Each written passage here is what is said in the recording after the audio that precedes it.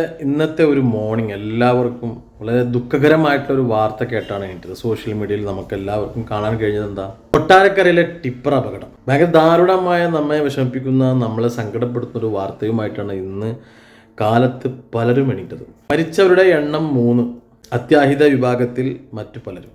മരിച്ചവരിൽ ഒരു 10ാം ക്ലാസ് വിദ്യാർത്ഥി, അതുപോലെ ഒരു KSRTC ജീവനക്കാരൻ ഹരിലാൽ എന്ന് പറയുന്ന മറ്റൊരു സുഹൃത്ത്. നിങ്ങളൊന്ന് ആലോചിക്കണം, നമ്മളെ നാട്ടിലെ റോഡിന്റെ അവസ്ഥ പോട്ടെ, ടിപ്പറിന്റെ അവസ്ഥയിലേക്ക് നമുക്ക് പോവാം. നമ്മുടെ നാട്ടുംപുറത്തെ ഇടവഴികളിലും ചെറിയ ചെറിയ റോഡുകളിലും നിന്ന് പൈസ പിരിക്കുന്ന കേരള പോലീസിന്റെ അവസ്ഥ നിങ്ങൾ ചിന്തിച്ചിട്ടുണ്ടോ?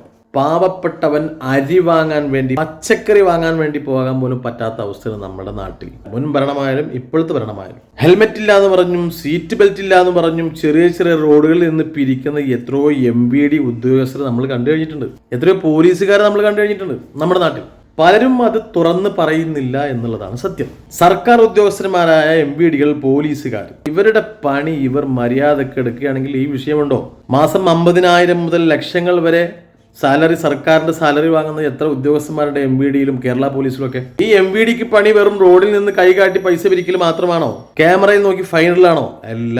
MVD ഉദ്യോഗസ്ഥന്മാർക്ക് ഒരു വാഹനത്തിന്റെ ഫിറ്റ്നസ് മനസ്സിലാക്കി അത് എത്ര കാലം ഓടിക്കണം, ഇനി അത് റോഡിൽ തുടരണോ, അവർക്ക് അതിനുള്ള പെർമിഷൻ കൊടുക്കണോ, ഇതെല്ലാം കണ്ട് മനസ്സിലാക്കി ചെയ്യേണ്ട ഒരു സമയം എന്നേ അതിക്രമിച്ചു കഴിഞ്ഞിരിക്കുന്നു. നിയമപരമായി സ്കൂൾ ടൈമുകളിലെ വിഷയം ഈ സർക്കാർ ലോറി ഉടമകൾക്കും ടിപ്പർ ലോറികൾക്കും അനുവദിച്ച സമയം വേറെയുണ്ട്. അപകടം നടന്ന ആ സ്ഥലത്ത് നിന്നുള്ള സ്ഥിരീകരണം നാട്ടുകാരെ പറഞ്ഞതനുസരിച്ച് ടയറിന് പോലും ഫിറ്റ്നസ് ഇല്ല, വണ്ടിക്ക് ഫിറ്റ്നസ് ഇല്ല. ശരിക്കും ഇതൊക്കെ ഒരു കൊലപാതകമായി ചൂണ്ടിക്കാണിച്ച് MVDമാർക്കെതിരെ, ഉദ്യോഗസ്ഥന്മാർക്കെതിരെ കേസ് ഫയൽ ചെയ്യണം. സർക്കാരിന്റെ മാസ ശമ്പളം കറക്റ്റായിട്ട് വാങ്ങിക്കുന്ന, നീതി പുലർത്താതെ ജോലി ചെയ്യുന്ന ഗവൺമെന്റ് ഉദ്യോഗസ്ഥരോട് ഒന്നേ പറയാനുള്ളൂ. അത് സ്കൂൾ ടീച്ചേഴ്സ് ആണെങ്കിലും, മറ്റ് സർക്കാർ ഉദ്യോഗസ്ഥന്മാരാണെങ്കിലും, MVDമാരാണെങ്കിലും, പോലീസുകാരാണെങ്കിലും, സർക്കാരിൻ്റെ വാങ്ങുന്ന പൈസക്കുള്ള പണിയെടുക്കാനുള്ള ഒരു തൻ്റെ ഇടം, അത്യാവശ്യം പഠിച്ച് വിദ്യാഭ്യാസം നേടി PSC എഴുതിയിട്ടൊക്കെ കിട്ടുന്ന ജോലിയല്ലേ, അത്യാവശ്യം ബുദ്ധി ഉണ്ടാവില്ലേ? സർക്കാർ ജോലി പലരും ആഗ്രഹിക്കുന്നത് ഏകദേശം 45-50 വയസ്സ് കഴിഞ്ഞാൽ കിട്ടുന്ന, വെറുതെ ഇരിക്കുമ്പോൾ കിട്ടുന്ന പെൻഷൻ മോഹിച്ചാണ് സർക്കാർ ജോലിക്ക് വേണ്ടി പോകുന്നത് എന്ന് ഇതിൽ നിന്ന് വ്യക്തമാക്കാം. എനിക്ക് പറയാനുള്ളത്, നമ്മുടെ നാട്ടിലെ എത്രയോ അപകടങ്ങൾ നമ്മൾ കണ്ടു കഴിഞ്ഞു. അപകടത്തിന്റെ 90% അപകടങ്ങളുടെയും വ്യക്തമായ റിപ്പോർട്ടുകൾ വന്നിരിക്കുന്നത് ഫിറ്റ്നസ് ഇല്ലാത്ത വണ്ടികൾ, സ്കൂൾ അപകടങ്ങൾ, വഴിയോര അപകടങ്ങൾ, ഏതെടുത്താലും നമുക്ക് കേൾക്കാൻ സോഷ്യൽ മീഡിയയിൽ കഴിയുന്നത്, അല്ലെങ്കിൽ അവസാനം കേസ് ഫയൽ ചെയ്യുമ്പോൾ കഴിയുന്നത് എന്താ? ഡ്രൈവറുടെ അനാസ്ഥ വളരെ കുറവായിരിക്കും, ഉപയോഗിക്കുന്ന വണ്ടികൾ, അതിന്റെ ഫിറ്റ്നസ്.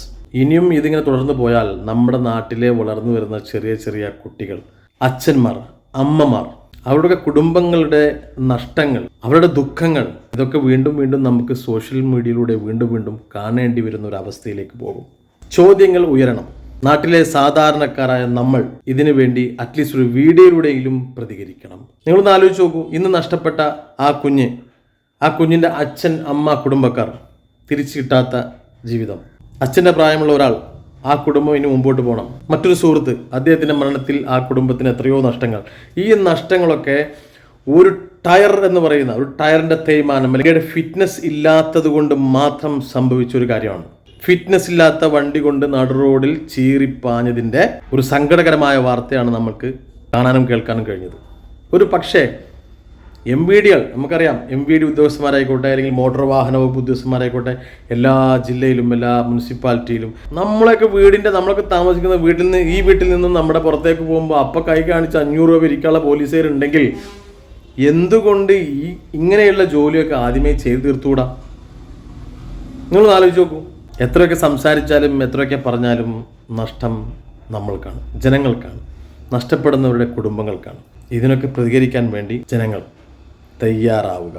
ഇല്ലെങ്കിൽ നാളെ നമുക്കും നമ്മുടെ മക്കളായിട്ടോ, നമ്മളെ അച്ഛന്മാരായിട്ടോ, നമ്മളെ ബന്ധുക്കളായിട്ടോ നമുക്ക് നഷ്ടങ്ങൾ വന്നേക്കാം.